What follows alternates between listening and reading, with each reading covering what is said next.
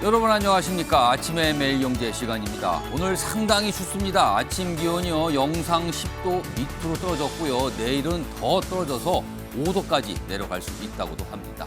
자, 가을을 건너뛰고 바로 겨울이 온 것 같은데요. 종잡을 수 없는 갑자기 변하는 날씨 계속 반복되고 있죠. 그때그때 적응하는 수밖에 없는 것 같습니다. 오늘 두텁게 옷 차림하시기 바랍니다. 자, 일명기사 바로 출발합니다. 먼저 매일경제 소개해드리죠. 자, 매일경제 일면 톱기사 달러액이 실려 있군요. 공조는커녕 G20 앞두고 킹달러 독주. 킹달러라는 표현 요즘에 익숙해지셨을 겁니다. 그냥 강달러가 아니라 혼자서 너무 가치가 뛰고 있다. 킹달러라는 표현 나오죠. 좀 더 보겠습니다. 자, 공조가 안 되고 있습니다. 각국에요. 특히 선진국 간에 뭔가 할 만도 한데 안 하고 있는 거죠. 세계 경제에 덮친 정치 리스크가 됐습니다. 자, 미국 재무장관 옐런. 강달러는 현실 반영. 요즘에요, 미국이 너무하다. 자기 나라만 생각한다. 이런 지적 많이 받고 있습니다.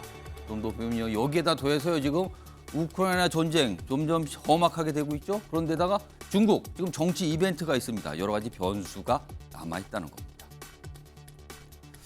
다음은 조선일보입니다. 자, 밑에 제목이 있고요. 위에 사진이 있잖아요. 사진부터 좀 봐주실까요? 빌딩이죠. 근데 아래쪽 보면요. 여기 유리창이 다 깨졌고요. 안에도 굉장한 파손이 있는 걸로 보입니다. 그렇죠. 자, 지난 10일 우크라이나 수도 키이우입니다. 키이우에 있는 한 건물인데요. 이 사진 좀 더 크게 보죠. 크게 보면요. 이 옥상에 글자가 써 있습니다. 삼성이라고 써 있죠. 우리나라 기업이 입주한 건물인데요. 여기도 이렇게 피해를 본 겁니다. 지금 러시아가 우크라이나 수도 키이우를 폭격하고 있습니다. 아래로 갑니다. 자, 푸틴의 보복. 얼마 전에 있었던 크림 대교. 그 얘기를 말하는 겁니다. 우크라이나 12개 도시 동시 폭격을 가고 있다. 크림 대교 파괴되자 미사일 공습으로 보복을 하고 있는데요. 민간인을 향해서도 그대로 쏘고 있는 상황입니다. 굉장히 심각하게 가고 있습니다. 이번엔 경향신문입니다. 북한 전술핵 훈련 첫 공개 위협 고도화. 자, 핵 얘기가 대놓고 나왔습니다. 전술핵입니다. 보름감 7차례 미사일 발사. 그동안 북한 당국이 아무 예의가 없었는데 어제 나왔어요. 사진과 함께요. 설명을 했는데 전술핵 얘기를 꺼냈고요. 그리고요, 김정은 대화 필요성 못 느낀다. 이렇게 또 밝혔습니다. 그리고 또 아래에 보시면요. 이 사진도 있습니다. 여기가 어디냐면요. 북한의 저수지입니다. 저수지에서 지금 미사일이 발사되고 있는 겁니다. 이게 잠수함 탄도 발사 미사일 바다에서 쏘는 건데 이걸 저수지에서 쐈거든요. 이게 아마 전 세계에서 처음 보는 현상이라고 소개가 되고 있습니다. 어떻게 보면 우리로서는 난감할 수도 있습니다. 이런 내용도 있습니다. 마지막으로 동아일보 보시죠. 국감장 3시간 40분 대기 한마디도 못하고 나왔다. 자, 국정감사가 열리면 증인 채택이 참 많은데 일반 증인, 그러니까 뭐 공무원 또는 정치인이 아닌 민간인 증인이라고 할 수 있는데요. 과연 출석해서 얼마나 얘기했는가? 일반 증인 지난해요. 120명 가까이 불렀는데요. 250시간 회의를 했어요. 1인당 평균 답변 시간은 3분 41초. 그나마도 답변을 이 정도 하신 분도 있고요. 그것도 못 하신 분도 있어요. 자, 묻지마 증인 채택 올해도 여전하다. 이거 잘 안 바뀐다는 거 지적하는 게 있어요. 자, 지금까지 일명기사 짚어봤고요. 오늘도 다양한 분야의 주제 그리고 다양한 뉴스 준비되어 있고요. 그 뉴스의 의미 깊숙하게 짚어주시기 위해 네 분 자리하셨습니다. 한 분씩 소개해드리겠습니다.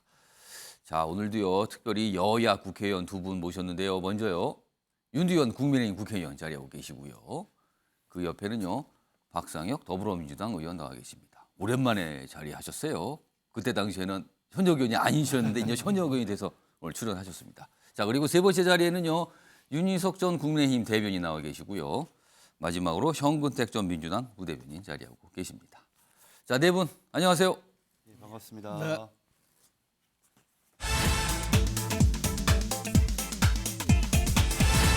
아침에 매일경제 첫 번째 이슈 키워드로 확인해 보겠습니다.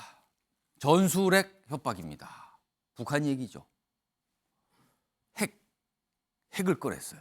자, 그럼 기사로 좀 확인해 보겠습니다.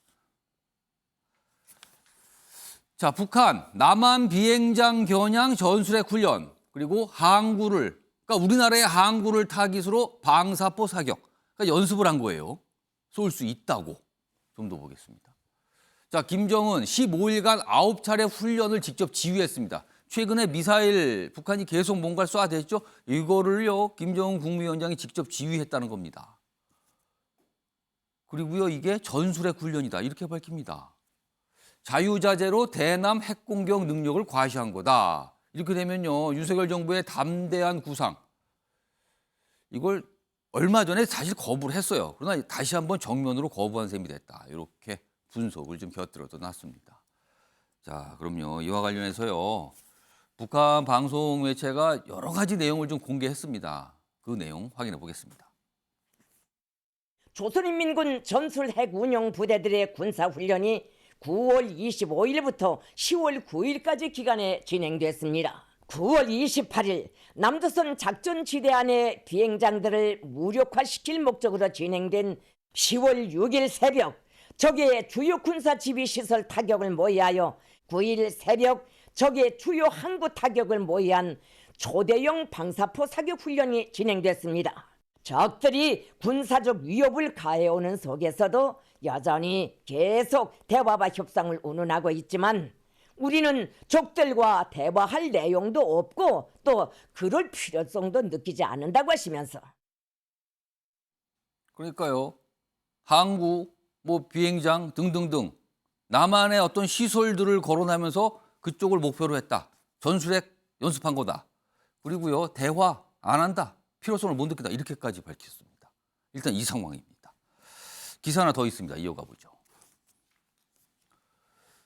일명기사 때 소개해드렸는데 이게 이런 의미를 담고 있다고 분석이 됩니다. 저수지 물밑에서 SLBM 발사, 그러니까 잠수함 발사 탄도미사일인데 이걸 저수지에서 쏜 거예요. 한미의 군 추적 피하려는 노림수다. 그러니까 우리나 미국, 지금 우리로서는 북한이 미사일 쏠 때마다 그 지점이 어딘가 이걸 파악하고 미리미리 좀 정보를 쌓고 있잖아요. 이거를 막기 위해서 파악할 수 없는 곳에서 쐈다. 이런 의미가 됩니다. 지금요. 여기 보면 앞서서 이 저수지 모습 소개해드렸는데요. 그 모습은 어떻게 보면 이렇게 콜드 체인이라 그러죠. 콜드 뭐 이렇게 살짝 올리는 거, 위로 올리는 거. 근데 그 이상 그 단계를 지나서 좀 발사한 장면까지 사진에 좀 실려 있습니다. 여러 가지 모습이 있습니다. 자, 그러면요. 여기서 고민을 해야 되는 지점은요. 북한이 뭔가 전술핵 연습까지 했다고 나오는 상황입니다. 그럼 우리는 앞으로 무슨 대응을 할 것인가? 그리고 북한은 앞으로 또 어떤 모습을 보일 것인가? 이거거든요. 북한 협박에 맞대응 피한 대통령실. 어제 별다른 입장을 내거나 뭐 구체적으로 밝힌 바는 없습니다. 한미일 공조 외엔 대책이 없어 고민이다. 그렇습니다. 우리는 여러 가지 얘기를 그동안 했어요. 동맹이 안보 전략이다. 한미일 같이 연습한다. 뭐 동해에서 지금 연습 한번 한 것 때문에 굉장한 논란이 발생했는데 그걸 또 다시 한번 강조했거든요. 그러나 그거 이외에 뾰족한 다른 대책은 없는 것 같다는 거죠. 이런 가운데요 지금 북한의 7차 핵실험 사실상 기정사실화된 거 아니냐 이 얘기 나오잖아요. 자, 이와 관련된 전문가의 분석 그리고 며칠 지났는데요. 대통령실이 지금 상황과 관련된 입장을 좀 낸 게 있거든요. 두 가지 영상 묶었습니다. 보시죠. 아마 이 중국의 당대회 이후 그리고 미국의 중간선거 이전 이 가능성이 한 70% 그리고 중간선거 이후부터 연말까지 한 20% 내년으로 넘기는 한 10% 이렇게 추정 전망합니다. 윤 대통령은 한미 확장 억제를 획기적으로 강화해서 북한의 핵 위협을 억제함과 동시에 북한으로 하여금 북한의 경제와 안보에도 도움이 되지 않는다는 사실을 깨닫게 하고자 합니다. 자, 만약에 북한이 7차 핵실험을 감행합니다. 또 다른 도발을 합니다. 굉장히 이건 심각한 거죠. 자, 그런데 지금 김은혜 홍보수석이 말한 게 있습니다. 우리의 대응책 중에 확장 억제 전략을 획기적으로 강화한다 그랬어요. 이게 대응책이라고 설명했습니다. 획기적으로 강화한다. 자, 윤두현 의원님. 지금까지 확장 억제책을 우리가 가동하고 있는데 이걸 더 획기적으로 강화하는 게 대책이라고 얘기했습니다. 자, 획기적 강화. 이게 뭡니까? 뭐라고 이해를 해야 됩니까? 이거는 어떤 거라고요? 획기적으로 말한 것을 예. 지금 이래 이야기할 수 있으면 그 자체가 획기적이 아니죠. 아, 그럼 뭔가 예, 있긴 그래서 있는데 그런다는 뜻입니까? 저희들이 이제 북한의 핵 예. 문제에 대해서는 결국 기본적으로 북한과의 관계는 대화냐 대치냐 예. 이겁니다. 그래서 그 우리 김은혜 그 홍보수석이 이야기하기를 한미 확장 억제를 획기적으로 그 강화한다라고 예. 이야기했는데 이것은 결국은 한미 동맹을 강화해서 북한을 어떤 방향으로 유도를 하는데 예. 그 유도하는 것은 대화 쪽으로라고 저는 판단을 합니다. 그러니까 유도의 궁극적인 도착지는 대화인데 예, 그 과정에 뭔가 획기적인 걸 아니요, 쓰겠다는 아니요. 뜻입니까? 그게 아니고 예. 그 북한에게 이 대화로 나올 수 있는 그 무엇을 예. 그 획기적으로 이 북한이 받아들였을 때 아 이 정도면 예. 나가도 되겠구나 이익이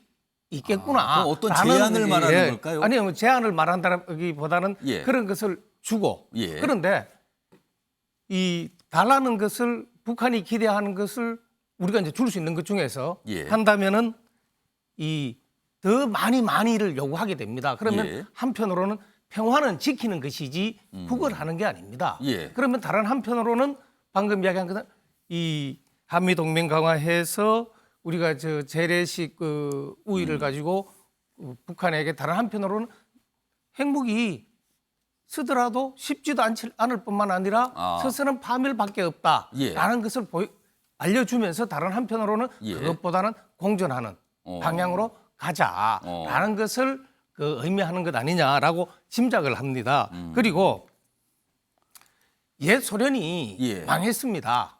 예. 핵무기가 모자라서 망했습니까? 음. 망했다는 표현이 조금 그 그칠 수도 있는데 옛 소련이 해체될 때 예. 핵무기가 적어서 해체된 것은 아니다. 그렇죠. 그래서 이 핵이 이른바 말하는 절대 반지다 이렇게 이야기하는데 예. 그런 것은 아닙니다. 여러 가지 이 국가를 유지하기 위한 예. 여러 가지 수단 중에 이제 하나일 뿐이고 그것을 함부로 하면 오히려 예. 불이익이 올 수 있다라는 것을 북한에 잘 납득시키면서 예. 그리고 대화를 하는 것이 더 북한 체제 유지에 예. 도움이 된다. 예. 그리고 저희들도 이 강제로 이 대한민국이 북한을 무력적으로 어떻게 해서 예. 통일하자 이런 건 절대 아니잖아요. 그렇습니다. 예. 그러니까 서로 이익이 되는 방법으로 나아가자. 예. 예. 알겠습니다. 뭐 그런 뜻이다라고 말씀드리겠습니다. 일단 뭐 표현만 나왔어요. 굉장히 이제 추상적인 표현인데 그게 구체적으로 과연 무엇일까? 진짜 북한이 그 이상의 어떤 모습을 보인다면 우리로서는 뭔가 획기적인 강화를 한다는데 그게 무엇일까? 이게 좀 궁금증을 자아내고 있는 상황이거든요. 자, 이번에는요. 박상영 의원님. 지금 민주당에 계시니까 사실은 지난 문재인 정부 때 사실은 대화 추구 기조였어요. 그러나 가만히 따져보면 5년이 지난 뒤에 결국의 결과는 뭐냐면 전술핵의 완성으로 보이거든요. 그걸 대놓고 지금 남한 곳곳에 이렇게 쏠 수 있다란 연습했다고까지 지금 밝힌 상황이거든요. 자, 이런 상황에서도 계속 대화 위주의 기조. 이게 과연 북한을 대응하는 방법으로 맞는 것인가? 이거에 대한 의문 제기가 계속 나오고 있습니다. 이건 어떻게 좀 보십니까? 이 사안을 보려면 조금 과거로 예. 2017년 상황까지도 좀 돌아가서 한번 봐야 될 것 같습니다. 2017년입니다. 예. 기억나시지만 그 당시에 문재인 정부가 들어서고 나서도 굉장한 북한의 대남 위협 공세가 그렇습니다. 있었습니다. 미사일을 여러 가지 예. 발사하고 그래서 미국 김정은하고 트럼프 대통령이 뭐라고 했냐면 핵 버튼이 서로 있다. 예. 그랬더니 나는 더 큰 핵 버튼이 있다. 뭐 이러면서 굉장히 긴장이 예. 강화되던 시기였습니다. 심지어는 괌의 주민들이 그 시위를 했었습니다. 우리한테 미사일을 쏘지 말라고. 그런 기억도 다 나실 텐데 결국 지금 그게 지금 5년이 지나서도 다시 지금 재현되고 있는 상황인데 예. 그런 것들을 조금 전에 우리 윤대원 의원님께서 말씀하셨던 것처럼 대화를 되돌릴 수 있는 방법은 뭐냐. 미국도 어제 북한의 저런 발표가 나서도 예. 지금은 외교적 해법밖에 없다라고 하는 방법을 천명을 했거든요. 예. 결국 지난 5년간의 문재인 정부에서의 대화가 뭐 헛되거나 실패했다 이렇게 볼 수는 없고 오히려 그 과정 속에서 있었던 것처럼 예. 북미 하노이 회담이 실패하면서 예. 원래 북한의 핵 고도화를 막아왔던 여러 가지 모라토리움 장치들이 있었습니다. 예. 핵이 그냥 갑자기 되는 것이 아니라 실험이라든지 이런 것들이 돼야지 고도화가 되는데 그것을 현실적으로 막았었던 것은 북미 간 대화, 남북 간 대화를 통해서 그런 고도화를 막았었고 여러 가지 예. 실험들을 막아왔던 거죠. 그런데 결국 북미 하노이 회담이 깨지고 나서 예. 다시 북한이 이런 전선으로 돌아갈 수밖에 없었던 것.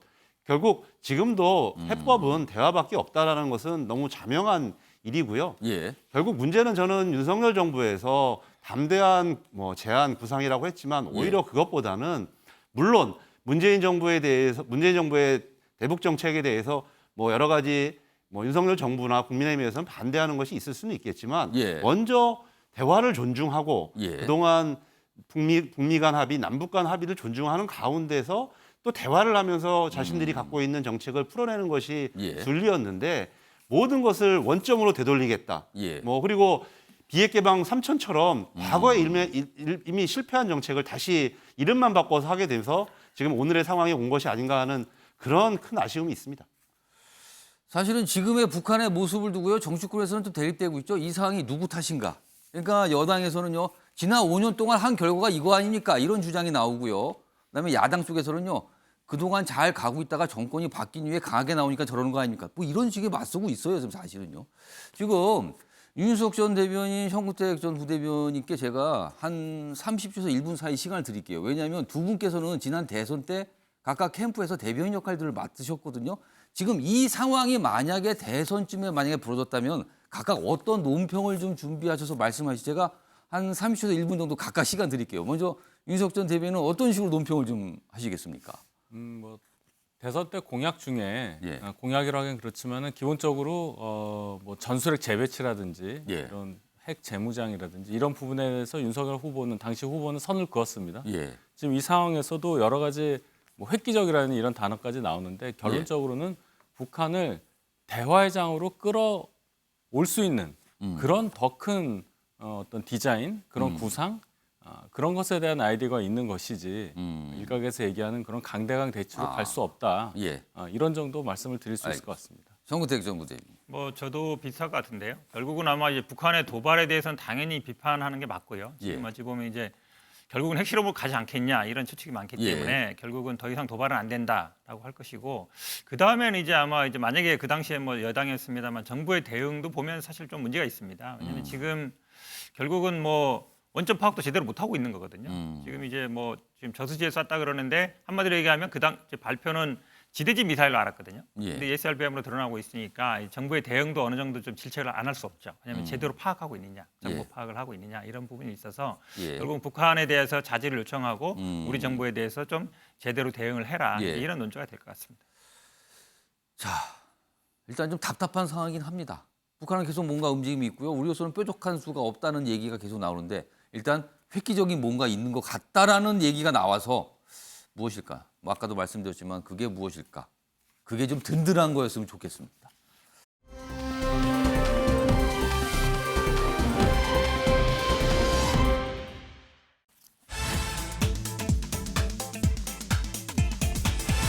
자, 아침의 매일경제 두 번째 키워드입니다. 우길기까지 나왔다. 우길기 이거 일본하고 관련된 거 아닙니까? 이거 깃발?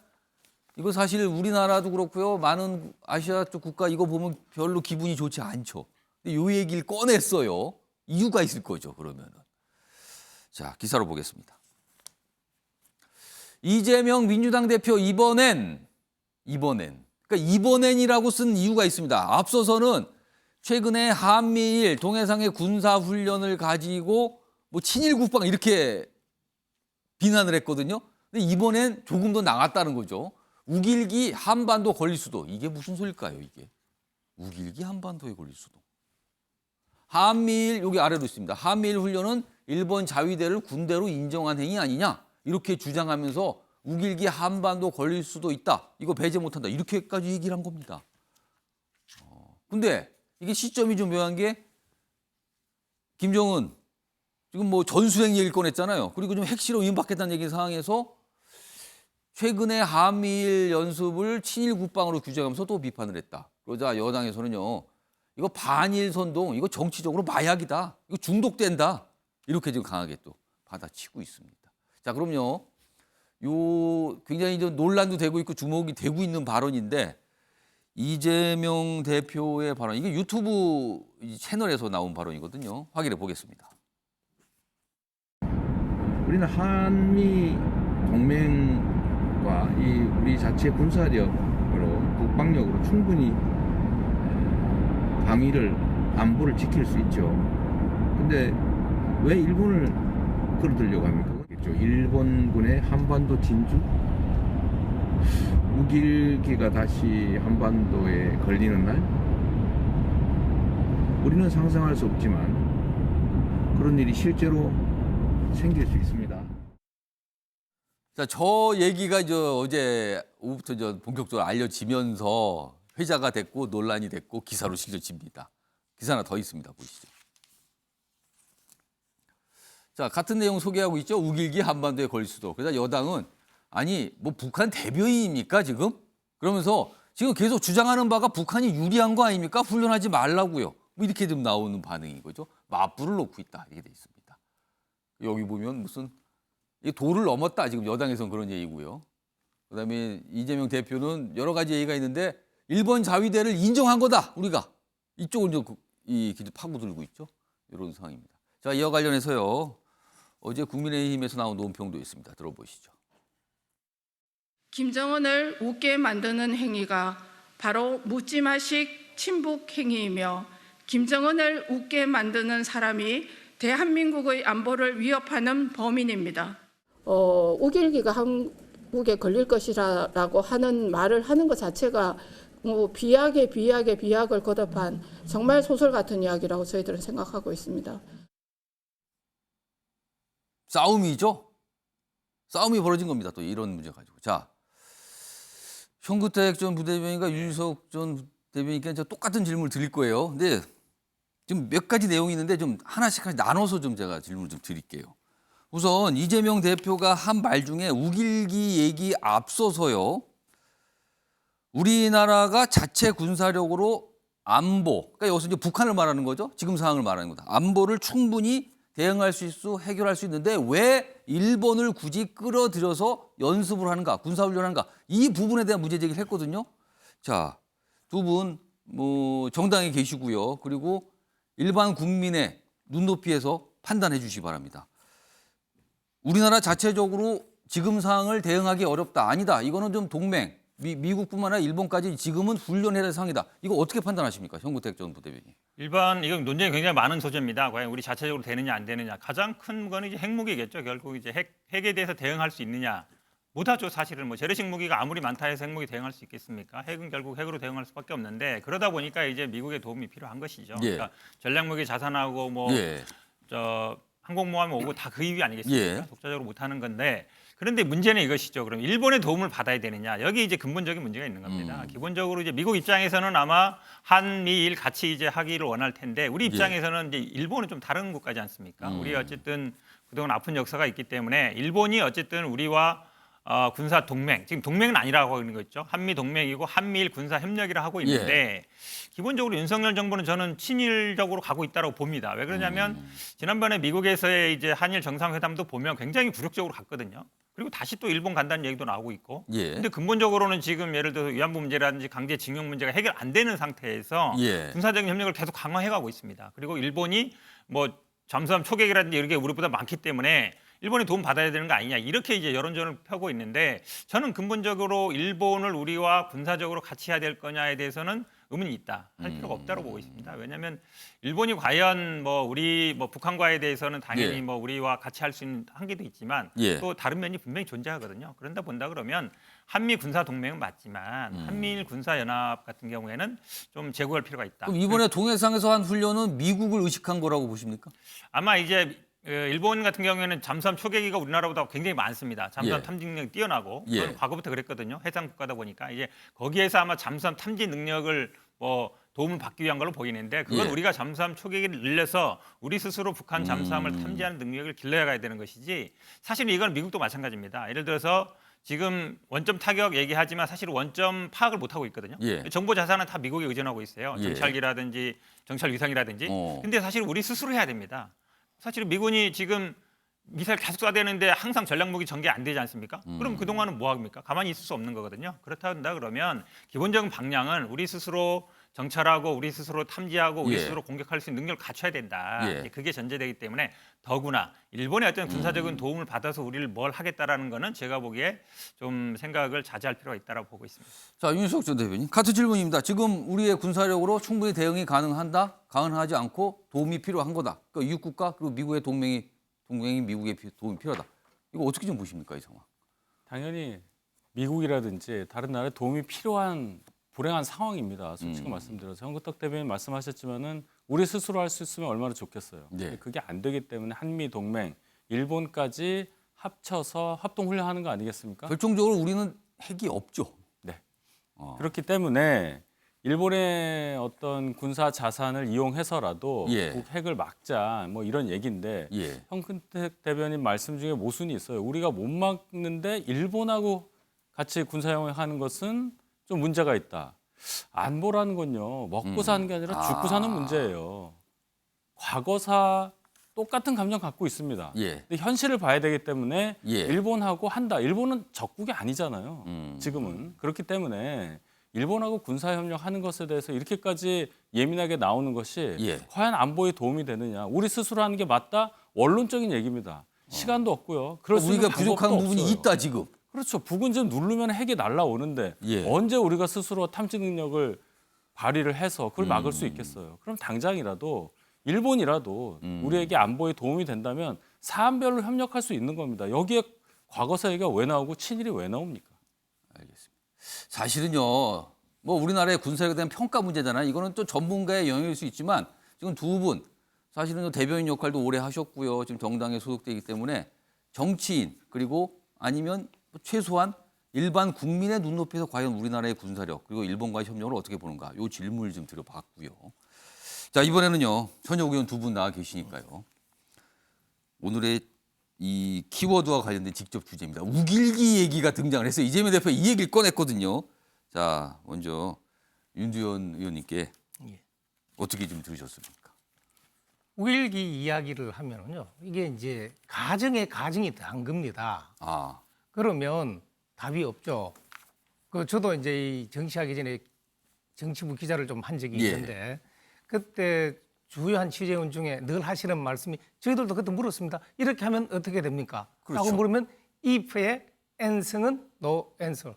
아, 만약을 전제로 하는 질문이 겹치면은 예. 답이 없다. 아. 그래서 이것도 거기에 해당된다고 생각을 하고요. 그리고 이제 이 부분을 가지고 그 이제 북한 대변인이냐라는 예. 뭐 이런 이제 질타도 있는데 저는 그래 생각을 합니다. 예.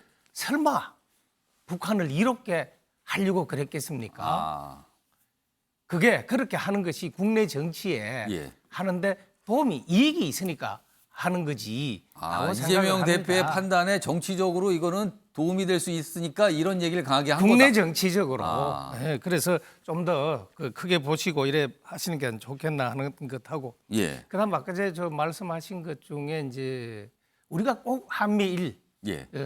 해서 이제 훈련도 하고 공동 대응해야 되느냐라는 것에 잠시 예. 제 의견을 드리면 예, 예. 1대1로 해서 우리가 이기더라도 피해는 그만큼 커질 겁니다. 음. 둘이 해서 하면은 조금 더 피해가 줄어들겠죠.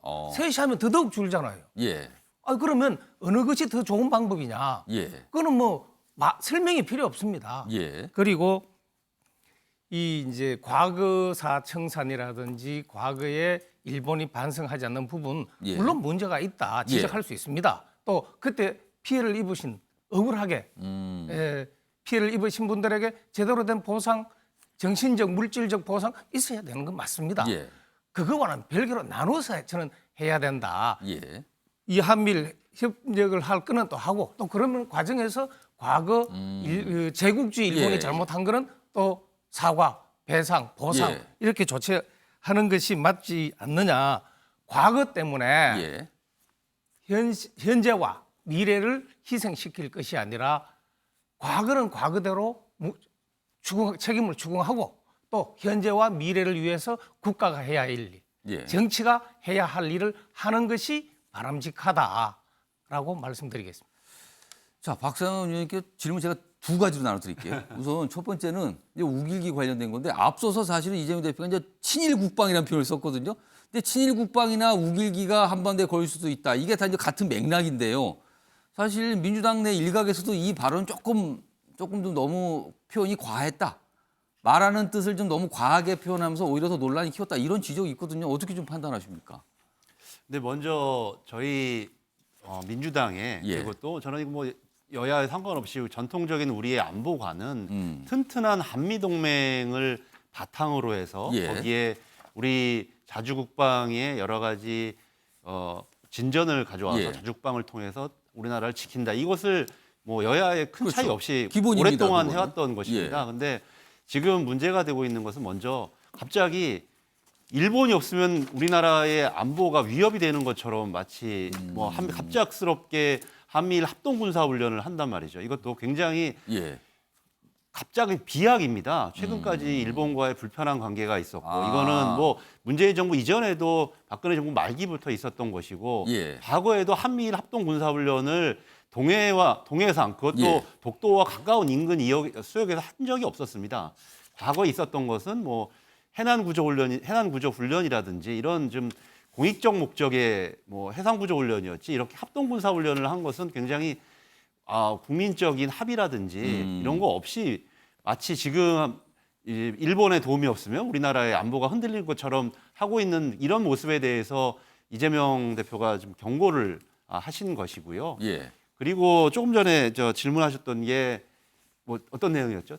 그러니까 제가 이 우길기 이런 표현까지 나간 게 조금 당내 일각에서도 좀 너무 뭐 한두 표현 수위가 분께 좀 너무 높았다. 예, 한두 분이 그런 뭐 예. 언론에서 그런 얘기를 하시는 것은 봤는데 예. 지금 국민적인 정서라든지 그리고 일본이 해왔던 과거사 문제 그리고 수출 제재 문제 뭐 이런 것들을 볼 때 일본에 과연 그런 문제들에 대한 허심한 대화와 예. 우리 정부에 대한 반성이 있었는가? 예. 저는 그런 것이 없는 상황에서 뭐 이재명 대표의 반응은 너무 정당하다라는 생각이 들고요. 그게 예. 과한 정치적 국내용이다라는 것도 저는 예. 좀 동의할 수가 없습니다. 왜냐하면 이 얘기의 취지가 어디서 나왔는지 아시지 않습니까? 윤석열 대통령이 선거 시기에 그런 비슷한 취지의 얘기를 하셨습니다. 유사시에 예, 일본군이 예. 뭐 올 수 예.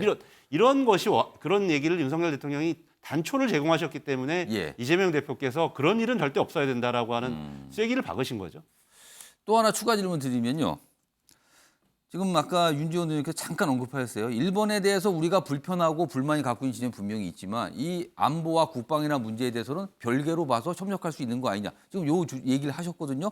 사실 앞서서 문재인 정부 때도 그렇고 민주당은 중국을 보는 시각도 약간 그런 측면이 있거든요. 중국은 우리하고 사실은 체제가 다르기 때문에 정치적으로 가기는 쉽지 않거든요. 그러나 경제적으로는 굉장히 밀접합니다. 그래서 경제와 정치 외교를 분리해서 본다. 중국은. 이게 기본적인 시각인데 일본도 그렇게 볼 수 있다. 이런 시각이 있습니다. 이건 어떻게 판단하십니까? 그러니까 우리가 그동안 오랫동안 일본과 대화하고 그다음에 예. 뭐 김대중 정부 이후로 굉장히 긴밀한 대화 관계를 유지해 왔습니다. 예. 문화적으로도 그렇고. 그리고 안보 문제에 있어서도 한미일 핵 문제와 관련되어서 우리 뭐 협상 테이블도 예. 가지고 있고 굉장히 뭐 예전에 육자회담도 예, 했던 정도 여러 가지 안보 문제에 대화를 해왔지만 그것과 합동 군사훈련은 성격 자체가 다르다고 저희들은 보는 거죠. 기본적으로 예. 이 합동 군사훈련이라고 하는 것은 과거에 우리 식민 아픈 경험이 있기 때문에 예. 일본군이 다시 한반도에 진주할 수 있다라고 예. 하는 그런 것들에 대한 우려와 걱정이 있기 때문에 과거에도 그런 정도의 훈련을 하지 않지만 예. 외교적으로 같이 어떻게 협상할 건가, 예. 북한을 어떻게 상대할 것인가에 대해서는 저는 지금도 긴밀히 협상해야 된다, 긴밀히 대화해야 된다. 예. 이 문제에 대해서는 동의합니다. 자, 윤수석 전 대변인이 발언기 요청하셨어요. 예, 말씀하세요. 아니 해상훈련했다고 해서 우길기를 단 일본군이 군대도 아니에요. 자위대입니다. 자위대가 한반도에 진주를 한다는 그 상상이 어디서 나온지 저는 도저히 이해를 할 수가 없고 일본과 군사협력 하지 않으면 우리 안보가 흔들린다? 이것도 비약이에요. 언제 그런 얘기를 했습니까? 한 나라라도 더 우리 안보에 도움이 된다고 할 경우에 예. 사안별로 협력할 수 있는 그런 합리적인 시각을 갖자는 얘기지 예. 일본과 친하게 지내서 그들과 군사협력해서 뭘 하자 이렇게까지 얘기하는 것은 너무나 지나친 정치 공세다 이렇게 강조합니다. 아, 우리에게 참 이렇게 얘기를 꺼내면 아주 뜨거워지는 나라들이 몇 나라가 있어요. 일본이 그 중에 하나고요. 중국도 만만치 않습니다. 중국 얘기를 꺼내면요. 이게 우리나라 사회 현상까지 같이 곁들여져 버립니다. 심각해지죠. 그리고 가장 결정적인 시작점은 사실은 북한입니다. 어떻게 보면 일본과 관련된 문제, 중국과 관련된 문제, 그리고 가끔 또 미국과 관련된 문제 나오죠. 여기에 시작 원점은 사실 북한에서 시작이 되거든요. 너무나 오랫동안 우리가 고민을 하고 있는 겁니다. 지금. 역시 지금 상황도 비슷하지 않나 싶습니다.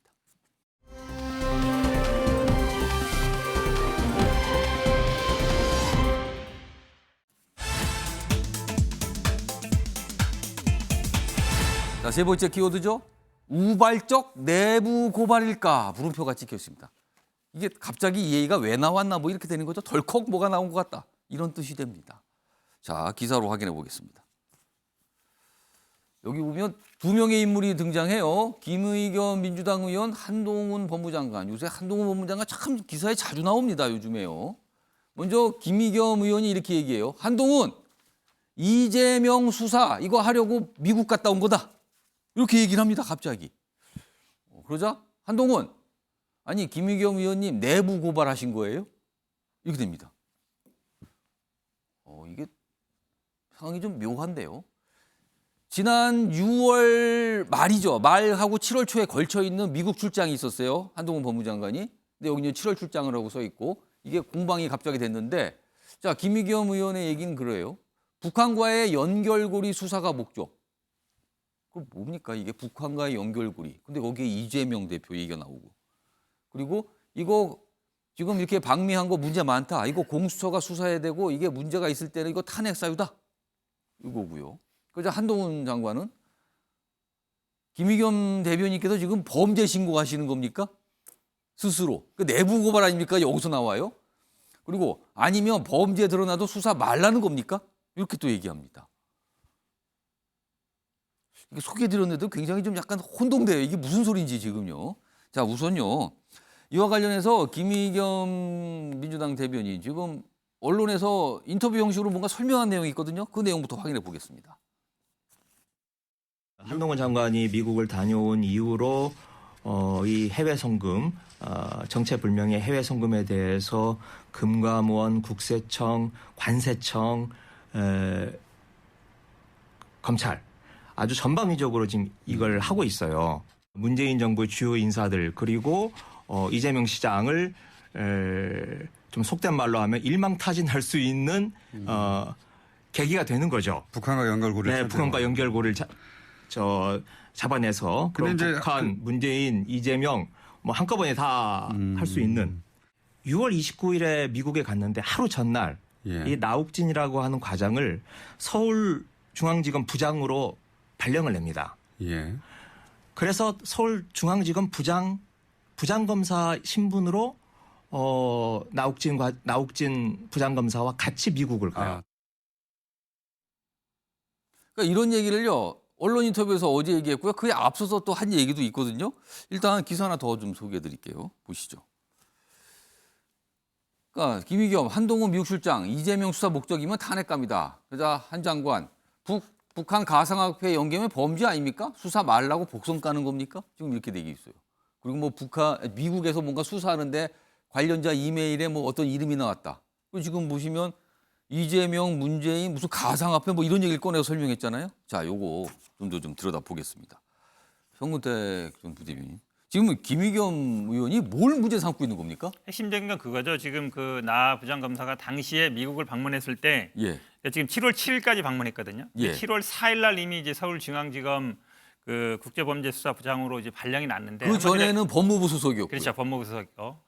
그러면 어떤 문제가 되냐면은 어떤 수사를 하고 있는 할 수 있는 앞으로 할 걸 예정돼 있는 부장검사를 대동해서 미국에 갔는데 미국에 가서 결국은 FBI라든지 아니면 미국 검찰을 만났을 때 수사와 관련된 것들에 대해서 어떤 자료 협정이라도 한 게 아니냐. 한마디로 얘기하면 실질적으로 이제 수사를 지휘한 거 아니냐 이 말이거든요. 그러니까 법무부 장관은 아시겠지만 구체적 사건에 대해서는 지휘를 못하게 돼 있습니다. 검찰총장만 지휘하게 돼 있거든요. 그럼 이제 대동에 가서 뭐 FBI라든지 관련된 사람들을 만나면서 한다는 얘기는 사실상 수사 지휘로 볼 수 있다. 아, 그러면은 한동훈 법무장관이 미국 출장 가서 미국의 어떤 수사 당국자를 만났는데 거기에 현직 부장검사를 왜 같이 동행하는가 이 부분을 문제 삼고 있는 겁니까? 동행을 할 수 있죠. 단순히 협력이라든지 뭐 이렇게는 할 수 있어요. 뭐 범죄 수사라든지 할 수 있는데 어떤 구체적인 사건을 가지고 예. 이 범죄 수사를 위해서 검사를 같이 동행했다 그 그러면 구체적 사건은 아까 말한 북한 그렇죠. 관련 가상화폐. 뭐 수사하지 말라는 뜻이 아니고요. 예. 나오면 수사할 수 있죠. 근데 이제 아마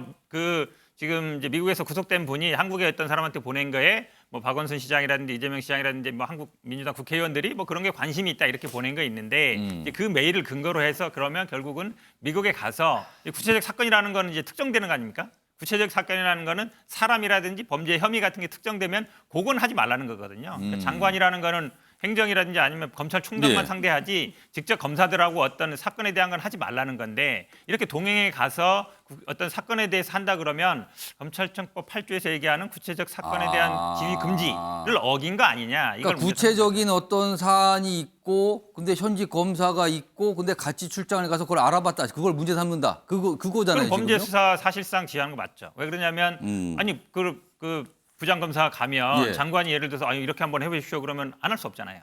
근데 그걸 여기서- 하지 말라는 거거든요. 예, 그러니까- 여기서 네. 궁금한 거는 뭐 잠깐 소개는 됐는데 그 구체적인 사안이라는 게 뭡니까? 뭘 의심하는 겁니까? 어떤 지금 사안을? 김의겸 대변인 같은 경우는 아마 그 이메일상에 거론된 분들, 이제 박원순 예. 시장이라든지 아니면 문재인 전 대통령이라든지 문재인 대통령은 이메일에 있었는지 모르겠습니다. 이재명 시장이라든지 이런 뭐 민주당 국회의원들이 거기에 관심이 있다. 그러니까 뭔가 이제 거래를 한 거 그 아니냐. 관심의 대상은 북한 가상화폐, 북한과 그렇죠. 이제 그 가상화폐. 부분에 대해서 아마 이제 뭐 모종의 거래가 있다든지 아니면 지금 그 당시 이제 미국에서 그분을 수사를 했기 때문에 예. 그것과 수사 관련된 자료들이나 이런 것들에 혹시 거론되거나 아니면 연계돼 있지 않겠느냐 예. 이걸 파고 싶은 것 같은데 예. 그건 뭐 수사의 영역이니까 할 수 예. 있는데 그거는 검찰이 하면 되는 거예요.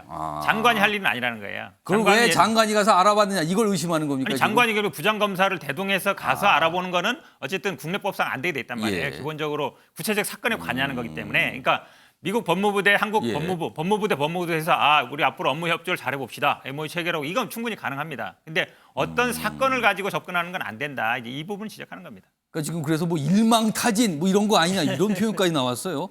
다음은요 한동훈 이 장관의 어제 입장이 좀 나왔는데, 그러니까 김의겸 대변인이 어제 언론 인터뷰하고 그에 대한 입장이에요.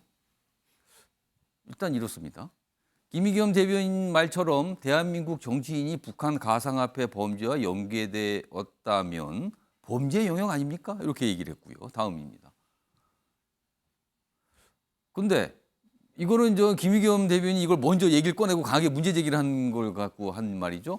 범죄 신고나 내부 고발을 하는 것인지 아니면 나중에 저런 범죄가 드러나도 수사하지 말라고 미리 복선을 깔아두는 것인지 묻고 싶다.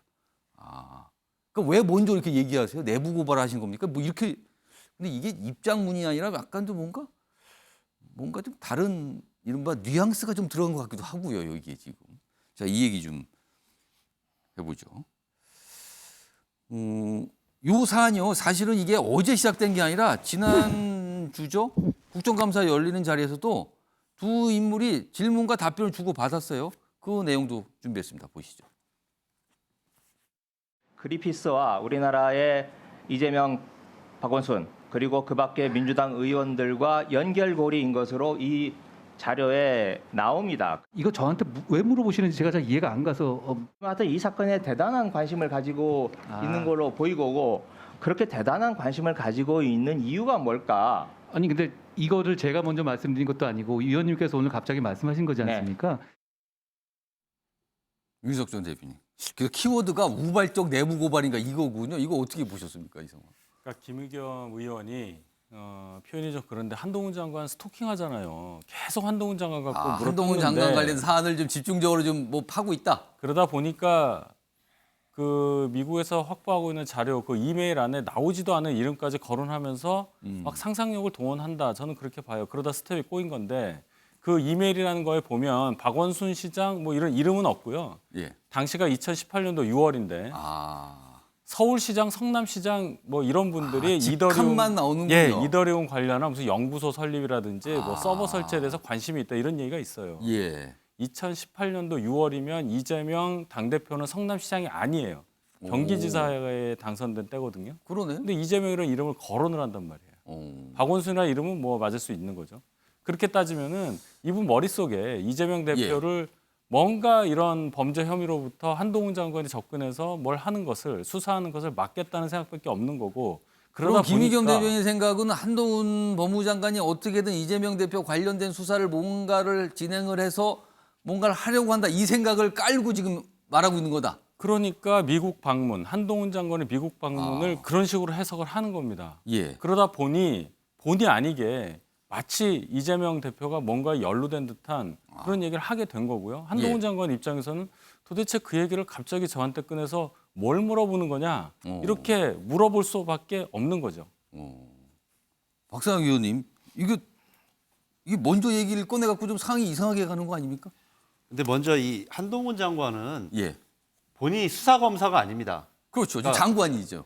뭔가 범죄가 있으면 다 때려잡아야 되겠다 이런 마인드와 여러 가지 워딩을 얘기하는데 예. 세상을 이분법적으로 범죄자와 비범죄자로 보면서 그렇게 여러 가지 이야기들을 하죠. 뭐 검찰권에 대한 통제 이런 걸 얘기하면 뭐 수사하지 말라는 얘기입니까? 범죄자만 좋아하지 않습니까? 이렇게 얘기를 하는데 세상이 우리가 민주적 통제, 사법권에 예, 대한 예. 통제 이런 것을 얘기하는 것은 우리가 적법 절차에 따른 원리를 주장하기 때문인 것이지 예. 범죄를 하지 말라는 뜻이 아닌데 예. 계속 그런 식으로 워딩을 지금 1차적으로 하고 있고요. 예. 그리고 아시는 것처럼 한동훈 장관, 김의겸 의원이 이 문제에 대해서 여러 관심을 갖는 이유는 한동훈 예. 장관이 이 방미를 갔을 때가 불과 취임 후 40일이 지나지 않았을 때입니다. 그렇죠. 장관이 돼서 여러 가지 업무 파악과 해야 될 일도 많고 심지어 후임 검찰총장도 임명하지 않았던 상황이었습니다. 공석인 시절이었어요. 예, 그런 시절에 갑자기 미국을 간다 했을 때 굉장히 좀 관심이 많았습니다. 맨 처음에 알려진 것은 뭐 미국의 검증 제도를 좀 확인하기 위해서 간다 예. 이렇게 알려졌다가 최근에 이 국정감사에서 본인이 밝혔습니다. 즉 뭐 여러 가지 가상화폐 문제 등 이런 프랙티컬한 이슈에 대해서 예. 뭐 논의하러 갔다. 이 프랙티컬한 이슈를 논의하는 게 법무부 장관이 아니라는 거죠. 예. 만약에 우리나라의 중앙지검장이나 검찰총장이 가서 미국의 검사들과 이런 문제들에 대해서 논의했다면 이런 문제가 없을 텐데 예. 결과적으로 한동훈 장관이 지금 국무위원이자 아까도 잘 얘기했던 것처럼 구체적 사건을 지휘할 수 없는 사람이 가서 이런 이슈들에 대해서 스스로도 논의했다라고 했기 때문에 이제 문제가 생기고 있는 것이고요. 뭔가 수상한 게 있는 거 아니야 이런 지각이시네요. 그렇기 그러면. 때문에 국정감사에서 이런 문제들을 예. 의원이 제기하고 그 어. 목적이 무엇인지에 대해서 확인하고자 하는 것은 너무나 당연한 국정감사의 태도다 이렇게 좀 말씀을 드리고 싶습니다. 자, 윤재현 의원님께. 예. 사실은 앞서서 이제 정구택 전 부대변인이 그 내용을 좀 자세히 언급하셨는데 현재 구장검사가 같이 출장을 갔다는 거예요. 근데 시기가 좀 묘하긴 해요. 왜냐하면 출장 간 날이 떠난 날이 그 당시 6월 29일, 귀국이 그 지나서 10월 7일, 한 일주일 정도 되잖아요. 근데 그 전날, 출국하기 전날 검찰 인사가 났었거든요. 28일 저녁에 이제 공개가 됐어요, 인사가. 물론 시행은 7월 4일이지만.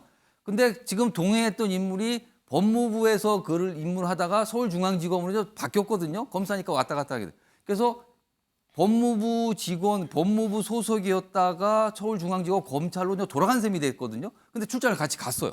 자, 이 부분을 사실은 아까 김의겸 의원도 좀 문제를 삼고 있는 건데요. 왜 현직 검사가 인사도 난상인데 동행을 했는가? 하루 전에 인사발령이 났다 그랬죠. 예. 전날 났습니다. 출국하기 전날. 예. 그 출국하기 하루 전날. 예. 그랬을 때 그 모 검사의 법무부 직책이 뭐였죠? 국제형사과장인가요? 예. 국제형사과장. 예. 그리고 미국 가서 하는 일 당연하잖아요. 그거 뭐 이상해요? 근데 이제 이상하게 보니까 자꾸 이상한 거예요. 김의겸 대변인 그 자. 대변인의 주장은 그러니까 신분이 바뀌었다 사이에. 아니 7월 4일이라면서요. 아, 발령일자는. 네. 아. 그리고 참외밭에 가서 예. 신발 고쳐 신지 마라라는 말이 있습니다. 예. 불필요하게 오해 살릴 하지 마라는 말이지. 예. 참외밭에서 신발을 갈아 신으면 고쳐 신으면 도둑이다라는 얘기는 절대 아닙니다. 예. 그리고 우리 김의겸 의원께서 이렇게 말씀하시는데 가정이 너무 많습니다. 아. 전반적으로 가정이 너무 많아요. 예. 그러면 답이 없습니다. 그리고 특히 그 우리가 무슨 행위를 했느냐, 예. 그 행위를 했다라는 것은 입증이 쉽지만 예. 하지 않았다라는 것은 입증하기가 무지 힘듭니다. 아, 근데 여기 보면 그렇습니다. 뭐 예. 한 것을 입증하라는 게 아니라 아. 하지 않은 것을 입증하라는 거예요. 예. 그러면 지나가는 사람 붙잡아 놓고 너 살인 안 한 것 입증하라. 어떻게 입증을 합니까? 그러면 24시간을 다 공개를 해야 돼요. 예. 예. 그리고 김의겸 의원은 그 상당히 정치적으로 안목이 빼어난 사람으로 저는 알고 있습니다. 예. 그럼 왜 이런 내부 고발로 오해될 이야기를 왜 했을까? 예. 뜬금없이 이 이야기가 나왔다라고 생각하는 사람들이 많은데 예. 아마 자기 머릿속에서 예. 고민, 걱정하던 것이 자연스럽게 그냥 바깥으로 번져나오지 않았느냐. 예. 이러면 이제 내부 고발이 되는 거예요. 아. 그런데 아주 이 악의적으로 해석을 하면 예. 우리 저 김의겸 의원은 문재인 대통령 시절에 청와대에 있었습니다. 그렇습니다. 그러면은 친문이라고 볼 수 있어요. 그 혹시 이것이 친문과 친이즘행의 갈등 말리는 척하면서 예. 부추기는 것 아닌가? 예. 이렇게 해석을 하면 동의하시겠어요?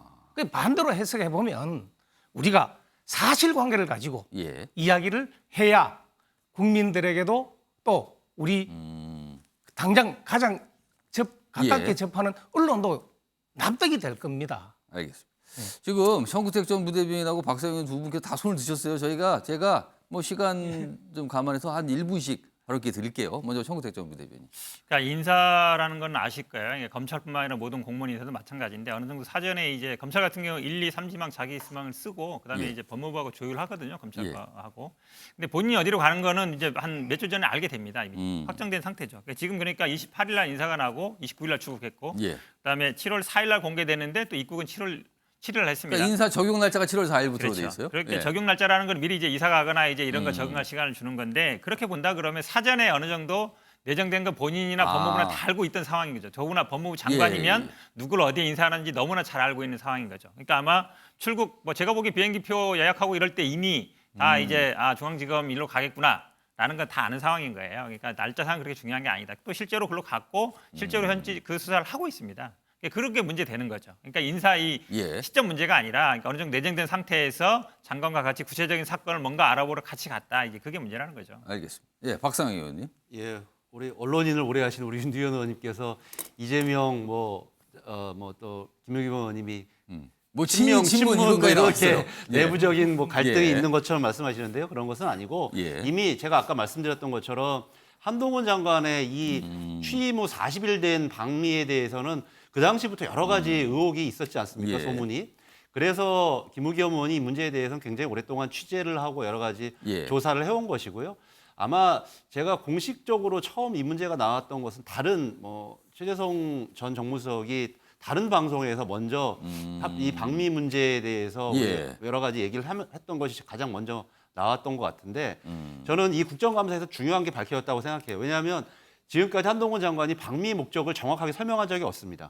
그런데 이번 이 질문을 통해서 자기가 이 가상화폐 문제들이라든지 이런 문제들에 대해서 논의하러 갔다라는 것을 스스로 밝혔습니다. 예. 그런 것이 결국 아까 말한 것처럼 구체적 사실주의 문제로 범죄주의 문제로 나가는 것이고요. 그래서 지금 김의겸 의원의 국정조사 활동은 예. 너무 정당하다 이렇게 다시 한번 말씀드리겠습니다. 예, 윤두현 의원님. 예, 우리 박 의원께서 갈등이 있는 것처럼 이야기한다는 게 아니라 예. 그렇게 해석을 하면 가정의 남들이 가정을 가는 거 납득하겠느냐. 아니냐. 예, 그러니까 예. 지나친 가정은 바람직하지 알겠습니다. 않다라는 걸로 알겠습니다. 말씀을 드렸는데 제 이 이야기의 그렇다가 취지가 약간 아니다는 거. 예. 잘못 전달된 것 같고요. 그다음 예. 출장 관련했는데 저도 이 자그마한 이 조직을 하나 운영하는 국장이라는 것을 해봤는데 그 당시 그 자리에 있는 사람 보냅니다. 출장 가면. 예, 그걸로 답을 대신하겠습니다.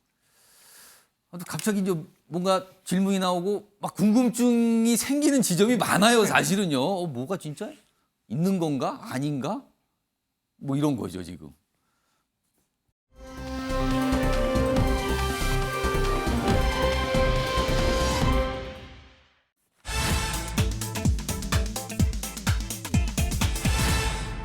내가 1등이라고 주장들을 하고 있는 거죠. 근데 1등은 주장하는 게 아니라 다른 분들이 주로 선택해 주는 거 아닌가요? 근데 아무튼 이런 얘기를 자꾸 한답니다, 지금요.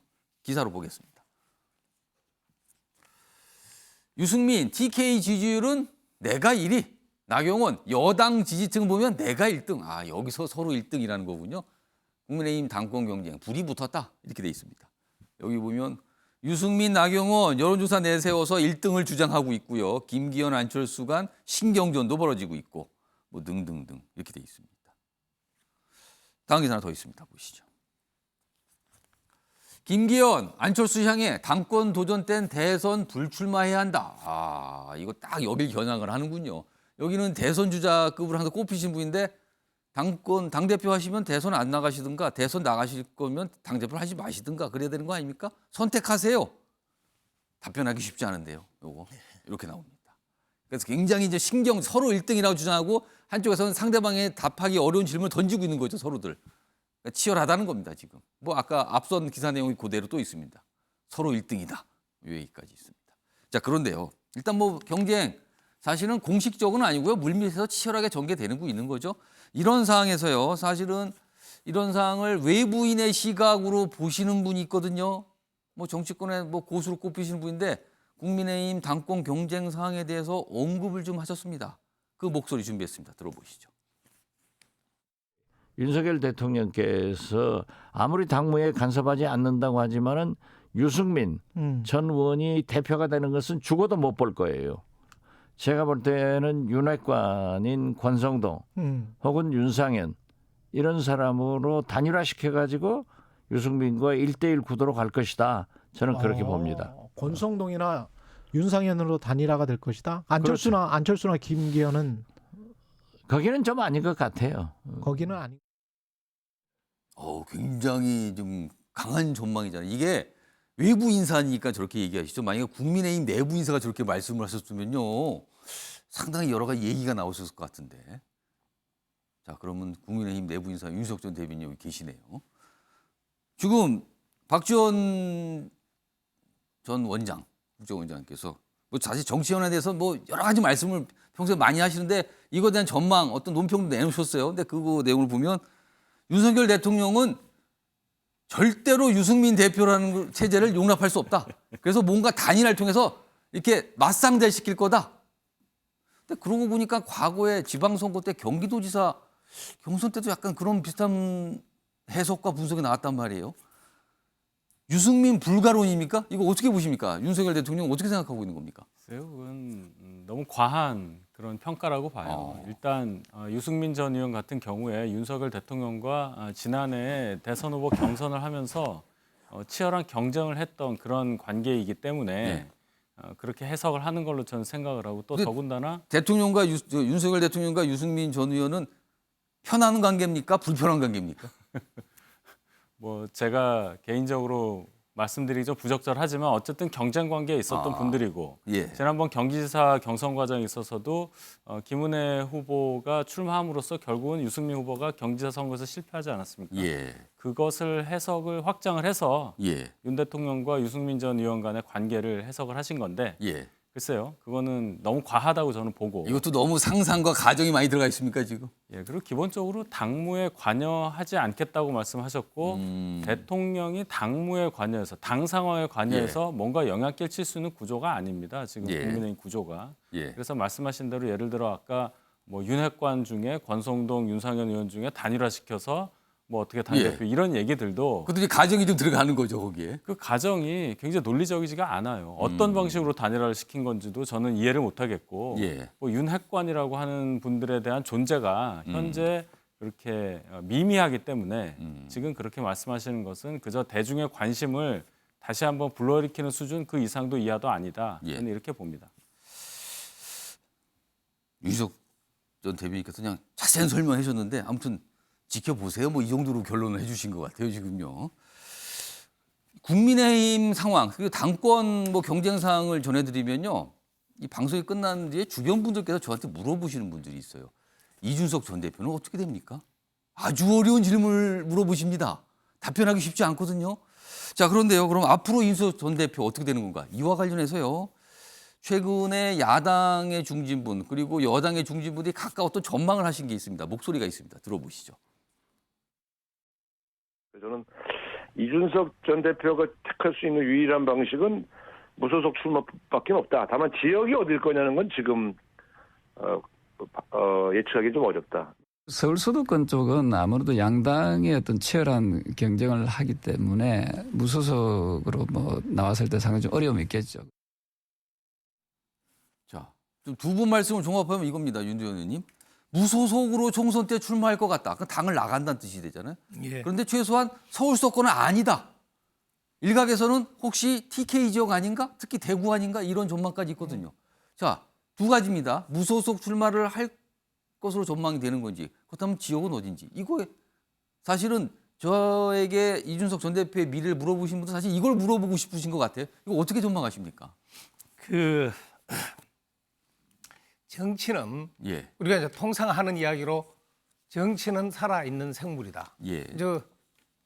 검찰에서는 그러죠. 수사는 살아있는 생물이다. 그래서 무엇든 변수가 튀어나와서 어떻게 진행될지 모른다. 예. 그래서 이걸로 이제 일단 우리 이준석 전 대표의 그 2024년 예. 행보를 총괄적으로 말씀드리고요. 예. 아마 그 이준석 대표는 어떠한 정치적 결정을 하더라도 명분과 실리가 같이 가는 쪽으로 선택을 해야 하고 또 그렇게 할 겁니다. 그러면 그래서 그 명분과 실리를 선택하는 쪽은 어떤 내용을 말씀하시는 거예요? 그러면은 이제 지금 자기가 있는 그 서울 지역 예. 노원구에 계속 하겠다라고 말을 한 부분이 있잖아요. 그 약속을 지켜야 하는 부분이 있을 거고. 그리고 이제 그 우상호 의원 육성이었는데 예. 이제 그분 말씀대로 여야가 팽팽한 속에서 무소속이 들어가서 이 공간이 있을 것인가? 예. 1대1 구도가 더 낫지 않을까? 예. 이제 이런 고민이 또 있겠죠. 그건 판단하기 나름입니다. 예. 3자 구도니까 이 상대방이 표를 나누어 가니까 내가 유리하다라고 판단할 수도 있고 예. 반대로 저쪽에서 팽팽한데 내가 이 중간에 여백이 없기 때문에 예. 어려울 거라고 볼 수도 있을 거고 예. 그것은 본인이 어떻게 판단하느냐 이제 그런 게 하나 있을 거고 그다음 이제 대구 경북 쪽으로 이제 이런 말씀을 혹시 하시는데 출마하지 않을까? 그럼 이제 특정 정당이 이 강하니까 우세한 곳이죠. 이제 우세하니까 그 1당, 2당 양자 구도에서 예. 2당 후보가 약하니까 사실상 무소속으로 나가면 1대1 구도가 되니까 예. 해볼 만하다. 예. 뭐 이런 판단으로 저는 이해를 합니다. 거기에 거기도 또 함정이 있습니다. 2000년 총선 혹시 기억하시는지 모르겠지만 예. 그 김윤환 전 대표 돌아가셨는데 예. 그분 얼마나 그때 당시 중앙정치 큰 거물이었어요. 예. 그다음 이수성 총리, 전 총리시죠. 예. 그분도 2000년 총선에 나오셨죠. 다 어떻게 됐습니까? 어려웠다는 거죠. 안 됐죠. 예. 그래서 이 1대1 구도가 유리하다, 뭐가 하나 그거는 지금 예. 호사가들의 이야기다. 그리고 그 이준석 전 대표는 그 자기 지역 주민에게 약속한 것 예. 그것을 지키려고 노력할 것이고 지키지 않거나 지키지 못할 경우 예. 합당한 이유를 만들어낼 겁니다. 예. 그리고 그게 가능하면은 옮길 수 있는 거고 안 되면은 또 그래서 수없이 많은 변수가 알겠습니다. 있다. 그다음 딱 하나만 더 예. 드리겠습니다. 우리 박지원 전 원장 예. 그 저하고는 그 새정치국민회의인가 그 부대변인이고 저는 출입 기자로서 이 인연이 예. 있습니다. 오래근데 대단하시죠. 예. 그런데 이분 말씀 중에 항상 본인이 희망하는 사항을 넣어서 전망처럼 예. 말씀하시는 부분도 있습니다. 아까 이야기한 그 예. 유승민 안 될 거다. 뭐 윤핵관을 낼 거다라고 해서 액면 그대로 우리가 받아들일 수도 있지만 예. 혹시 우리 박 전 원장께서 국민의힘이 예. 좀 분열되는 것을 보고 싶어서 말씀하시는 것 아닌가 하는 알겠습니다. 해석도 합니다. 박사님 의원께서 경쟁 정당 얘기인데 발언기 요청하셨어요. 자, 한 1분 드릴게요. 말씀하세요. 뭐 오히려 경쟁 정당이니까 더 자연스럽게 얘기할 수 예. 있을 것 같은데요. 그 굉장히 오래전에 올해 봄부터 얘기가 있었습니다. 윤석열 대통령이 당선되고 나서 절대로 볼 수 없는 두 사람 유승민 전 의원 예. 그리고 이준석 대표 얘기했거든요. 그래서 유승민 전 의원은 지방선거 때 정말 자기의 가장 복심이라고 하는 김은혜 전 대변인을 출격시켜서 예. 탈락시켰고요. 그다음에 이준석 대표의 그 말로를 지금 저희가 보고 있지 않습니까? 그래서 이게 여의도 정가에서 이미 다 그 당시에 나왔던 것이 기정사실화된 거죠. 예. 현실화된 것이기 때문에 저는 박지원 원장의 얘기도 정확하다 생각이 들고 예. 가장 중요한 거는 과연 이준석 대표가 국민의힘에서 공천받을 수 있습니까? 유승민 전 의원이 되면 모르겠는데 예. 정말 이준석 대표를 공천할 수 있는 대표가 나올 수 있습니까? 그 대표가 과연 윤석열 대통령이 인정할 수 있을까요? 저는 그런 데에서 출발한다면 앞으로의 답도 결론이 명확하다고 생각이 들고요. 아마 이준석 대표면은 만약에 무소속으로 나간다면 오히려 호남도 저는 생각해 볼 수 있을 거라고 생각합니다. 이준석 대표가 호남에 대해서 굉장히 공도 많이 들이고 예. 자신의 이 정치적 입지를 생각한다면 굉장히 넓게 생각할 여지도 있습니다. 호남 얘기까지요. 굉장히 좀 여러 가지 상상일 수도 있고요. 가정도 있고 오늘 뭐 그런 얘기가 좀 많이 나왔습니다. 자, 아침의 매일경제 오늘은 여기서 마무리하겠습니다. 시청해 주신 여러분 고맙습니다.